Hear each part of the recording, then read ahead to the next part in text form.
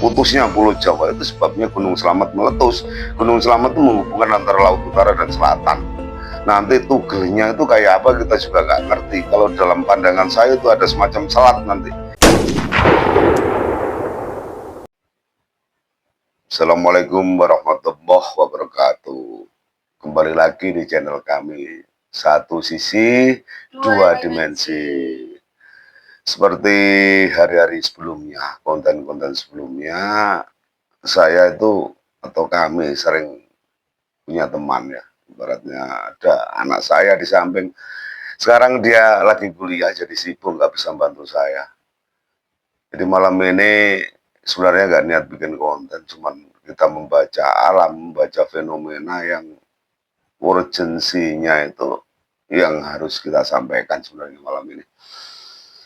Banyak sekali peristiwa alam di akhir tahun, menjelang akhir tahun ini, kayak contohnya peristiwa besar yang terjadi di Aceh. Ada ribuan, ratusan, dan ribuan orang meninggal di sana. Jadi di balik peristiwa-peristiwa itu sebenarnya ada apa? Atau maknanya nanti ini pesan atau warning untuk masyarakat, untuk penduduk Indonesia khususnya atau penduduk dunia itu tetap ada. Lughatul alam, bahasa alam adalah bahasa Allah, lughatullah. Jadi kalau kita mau membaca alam, ya itulah bahasa Allah.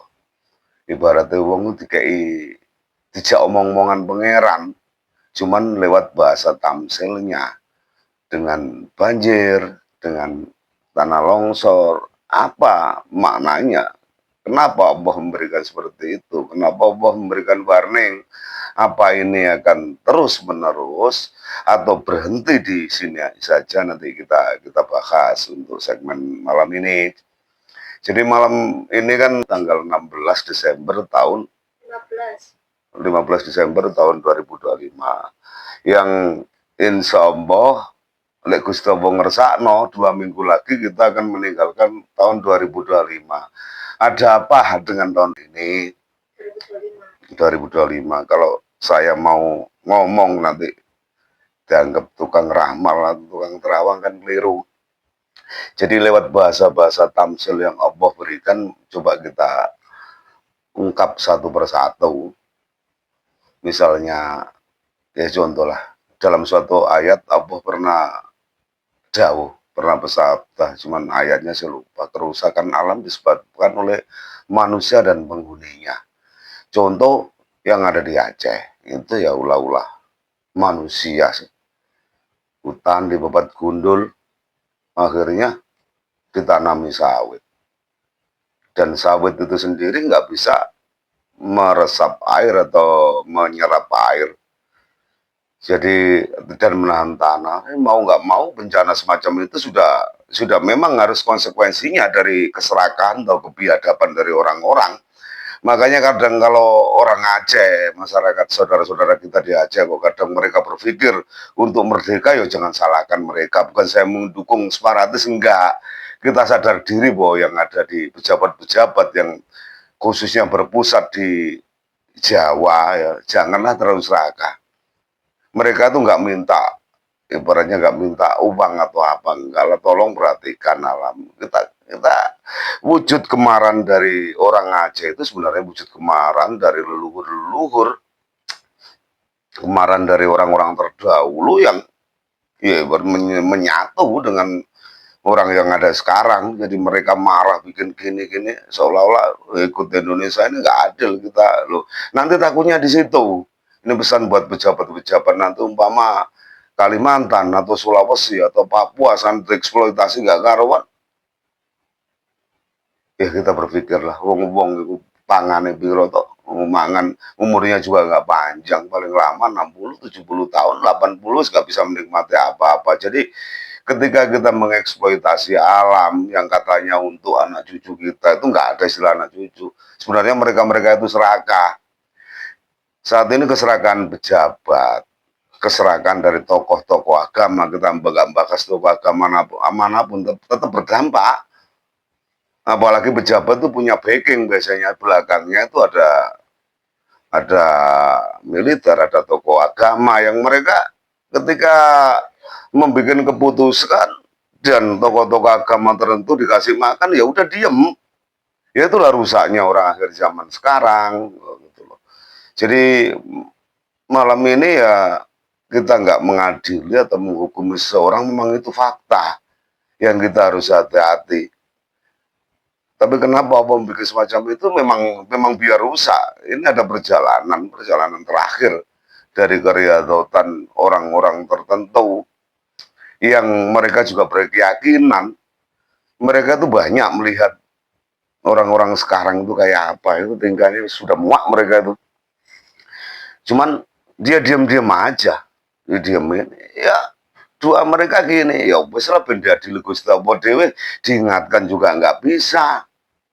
Contoh ada, ini kita mau nunjuk hidung A, hidung B, nanti ada yang tersinggung. Ada di dalam suatu lembaga keagamaan, ibaratnya kan gitu. Seseorang melakukan kesalahan dan punya masa besar, rata-rata dilindungi.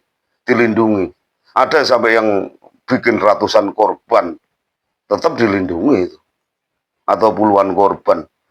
Ada kemaksiatan di situ dilindungi. Mereka seolah-olah kalau aku udah ibadah udah diterima oleh Allah kan gitu. Coba sih kita telusuri, kita ini dari masalah-masalah yang ada ya. Mbok yo kita introspeksi, kita lihat ada pesan-pesan orang kos di dalamnya. Hati-hati, kita itu sebenarnya nggak lama itu kan ada peristiwa yang jauh lebih besar daripada Aceh, daripada tsunami Aceh. Ini bukan ramalan loh, itu dari mereka yang bilang. Itu orang-orang kos itu bilang ada. Jadi mau nggak mau nanti akan terjadi peristiwa yang besar yang nggak bisa dihindari. Kita hindari dengan doa, dengan apa itu nggak bisa. Apalagi dengan uang kita mau lari kemana nggak bisa nanti. Satu, cara-caranya cuma satu, tawakal. Ibarat tawakal gini, ya Allah, aku nerima apa keputusan panjenengan, suatu saat ada gempa, ada tsunami, ada apa. Dengan ketawakalan kita, insya Allah ya, apakah tawakal itu nanti menjamin kita selamat? Enggak. Selamat enggak itu kan urusan Allah. Ketika di dunia nggak selamat, yang penting di akhirat selamat. Daripada kita nolak dengan doa, nolak dengan wirid, nolak dengan apa. Kita tetap berwirid, kita tetap berdoa, tapi tawakal kita bertinggi. Jarene Mbak Joboy nanti Pulau Jawa tukel, insya Allah beneran.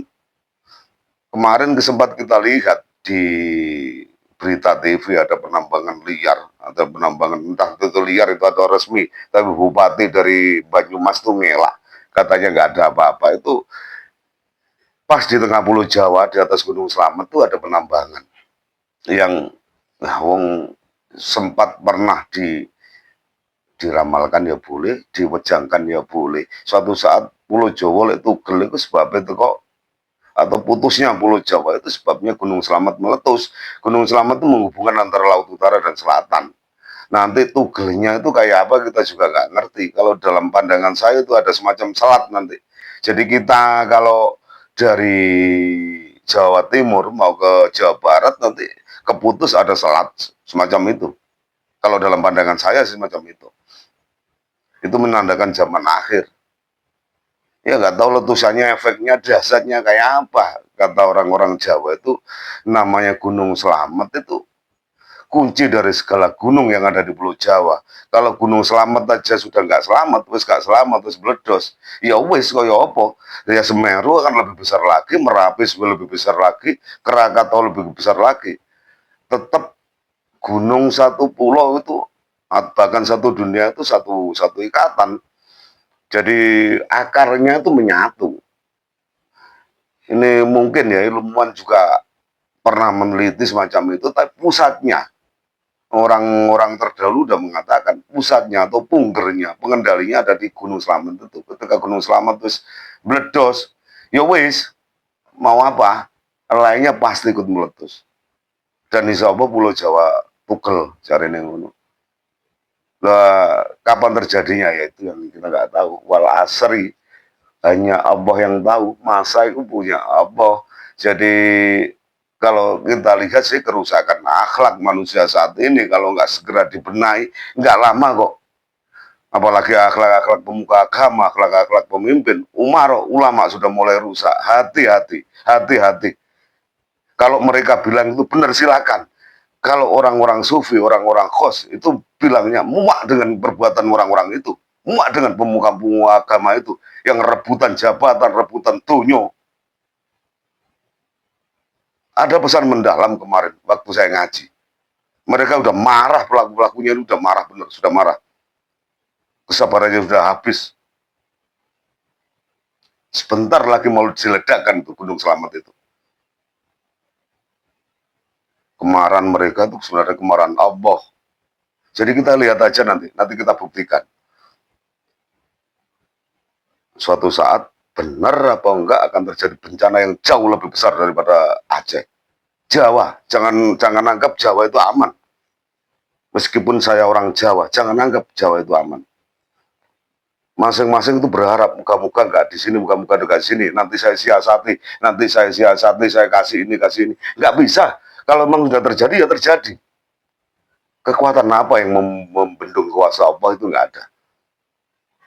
Mau sampai wiriti, mau sampai puasai sampai 50 tahun, nggak mungkin. Kalau Allah sudah berkehendak. Ini udah mentok ini. Kita lihat aja lah peristiwa di sosial media, omongan para pemuka agama itu nggak ada yang enak didengarkan di kuping itu. Jangankan mereka mau dihukum, dihukumi aja nggak mau. Kue hukumnya ini, kue keliru awam itu nggak mau. Dengan liciknya dia bilang ayat ini, ayat ini, ayat ini. Seolah-olah staf ahlinya Allah pada ngamuk pada Allah itu. Itu loh. Berapa kali Allah disuguhi barang-barang nggak karuan sama orang-orang itu. Kemarahan besar dari penguasa dan dari pemuka agama sebenarnya. Hati-hati, agama manapun saya nggak menyebut A, B, C, D. Ojo ngantuk. Ono pertanyaan toh kak. Biasa yang pertanyaan kamera mene gue tako. Tapi lek ono pertanyaan ya nggak ada. Kenapa saya bilang semacam ini? Kan ada perjalanan panjang sebenarnya dari orang-orang tertentu yang mau dibangkitkan oleh Allah itu ada perjalanan panjang. Dan ini akhir dari perjalanan. Jadi mau nggak mau ya wis, kita tunggu, kita tunggu, kita tunggu dengan tawakal. Jadi pesan saya buat saudara-saudara atau teman-teman sekalian, perbesar tawakal, perbesar tawakal, tawakal, tawakal, dan tawakal. Apapun yang Allah kehendaki, turutono wis, waya loro ya loro, ojo ditolak loromu. Waya rantai duit ya rantai duit, ojo ditolak rantai duitmu. Kita usaha itu wajib dan harus. Meskipun kita tahu penentu dari keberhasilan bukan ikhtiar kita, bukan doa kita, bukan wirid kita, enggak. Kita bisa hidup semacam ini tuh karena belas kasihan Allah. Orang perkara kehebatannya awak dewi, aku pintar makanya iso koyo ngene, enggak. Ilmu manusia itu ada di mana? Orang itu bisa apa, enggak bisa apa-apa. Kadang wong saiki bangga soalnya dulu mbek Gusti Allah sak jaluke DKI seolah-olah dari hasilnya dia sendiri. Bahkan manusia-manusia sekarang itu menganggap dirinya paling dekat dengan Tuhan. Wong aku sak jalukku DKI. Ada enggak kebalik. Unan-unan pengen para pangeran. Berarti ya. Pengen dekat sama Allah, didekati lari itu banyak. Itu sudah janji Allah. Ketika orang mendekat dengan aku, dengan Allah. Orang itu pasti ditakutkan akan kekurangan makanan, kekurangan buah-buahan, badan sakit, ya itu diuji. Orang yang didekati Allah itu bukannya dikasih enak, enggak, dikasih ujian, dan ujian. Sejauh mana kita terima ujian itu, jangan anggap dunia yang kamu miliki itu berupa hadiah atau kesuksesan. Bukan. Sebab final dari segala-galanya itu bukan di situ. Ya wis ya, ini ada sedikit kemarahan dari orang-orang yang host. Sudah ada pesan kemarahan dari beliau-beliau itu, jadi saya sampaikan. Jadi kita bukan menggurui atau apa. Mohon maaf atas kurang lebihnya, segala salah punya manusia dan kebenaran hakiki punya Allah Subhanahu wa taala. Wabillahi taufiq wal hidayah. Wassalamualaikum warahmatullahi wabarakatuh.